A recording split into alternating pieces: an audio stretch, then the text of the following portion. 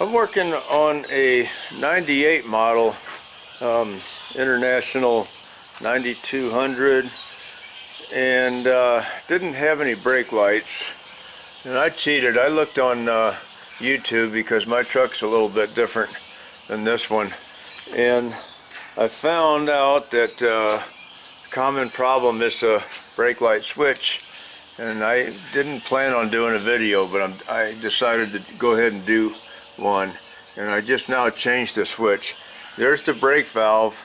It comes directly out from under the brake pedal. This is on the outside underneath this big air filter box. And there's the switch right there that I just replaced, right there in the middle. And we already tested everything out, and it is the switch that was bad. Here's what I did. I pulled the plug off of it right here, and I put a jumper wire. Where's my jumper wire? I grabbed this out of my tools, and I plugged that into that switch, and got just a little tiny spark, real tiny, so I knew something connected. I plugged that in, and the brake lights came on in the back. So unplugged it, came off, the brake lights turned off. I tested a couple times that way, so I knew that the wiring and everything else is good. It's just more than likely that switch.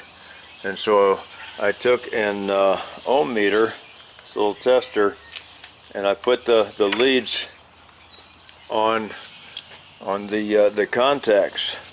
Here's the old switch. Put it on the contacts. It's got holes in it, so I just stuck one of the leads in each hole and applied pressure on the brake pedal.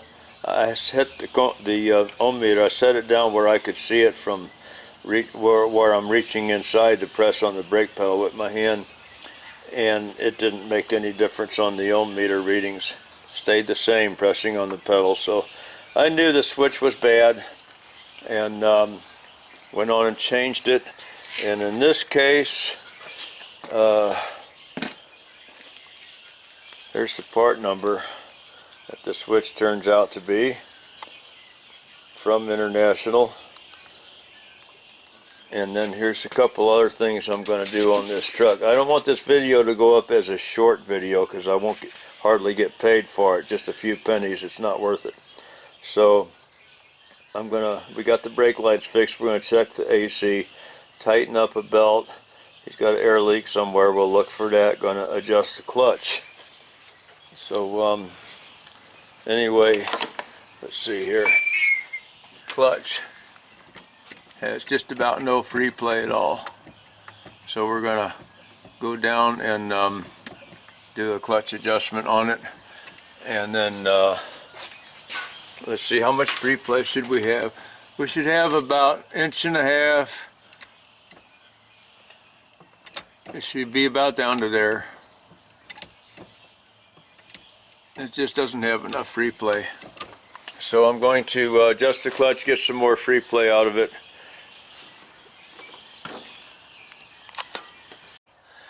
Tightening this fan belt on this truck, and the way I'm testing it or checking it is by grabbing a paddle on the fan and turning it, and it turns relatively easy. And so what I have to adjust it with is I probably should have a 1 3/16, but I don't have one handy. I'd have to go to my other shop to get one. But right back here behind this, see, that's adjusting bolt right there in the middle. And then just to the left of it, in the back, just to the left of it, right here in the back is a larger bolt. That's probably a 1 3/16. But I'm using a 1 1/4. It fits on there loosely, but it broke that loose without much strain.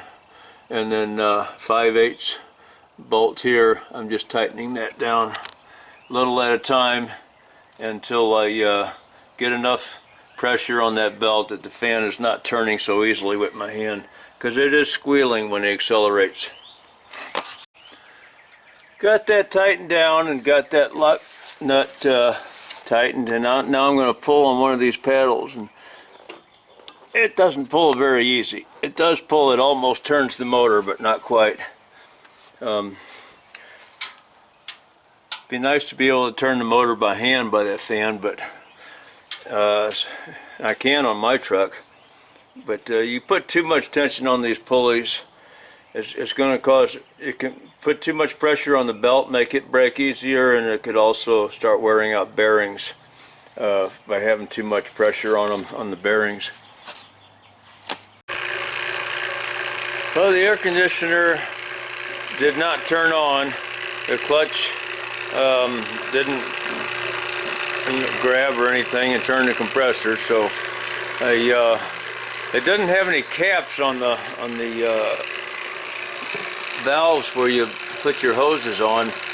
I got to find some caps for it, but first I took the air nozzle and blew all the junk off of them, and blew the junk out of the holes inside the middle of those valves, and then I sprayed a little bit of WD-40 in there. Now, I did not put the air nozzle down to the valve and blow air in it, because it would force air into the system unless there's more air pressure in the system that was in the hose, but I didn't know.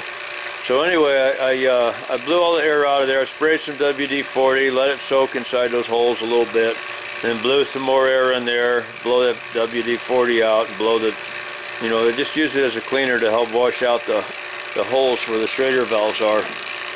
And when I put the gauges on, had almost no pressure, and so I thought, well, I'm not going to put any gas in it without pumping it down first. So that's what we're doing, pumping it down.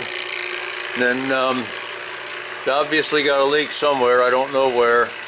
When we get down to 30 on that, on the air pressure, on the negative air pressure, when we get down to that, then we'll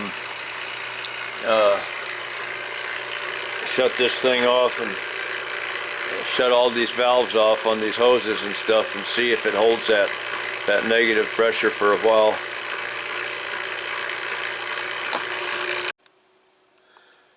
Okay, I didn't finish doing video on this air conditioning charge on this guy's truck.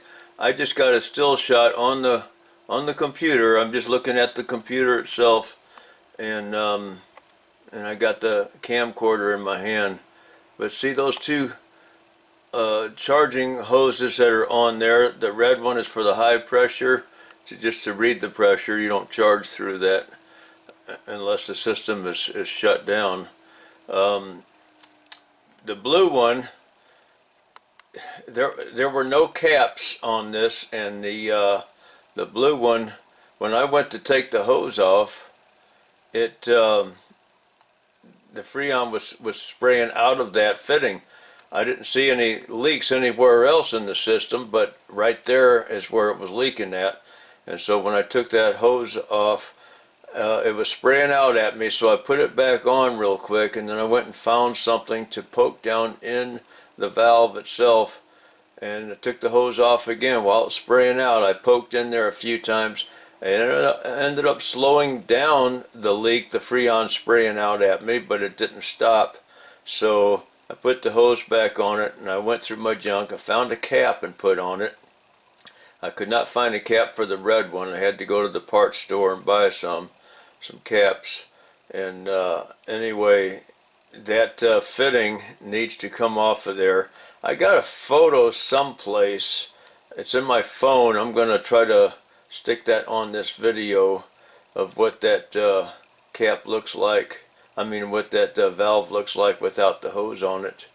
And anyway, charged it up. It ran, it blew nice and cold and all of that, but the Freon did not stay in it. So we got to do it again, but first we got to find that valve. That's up to him. He's got to find that, and he'll let me know when he's ready.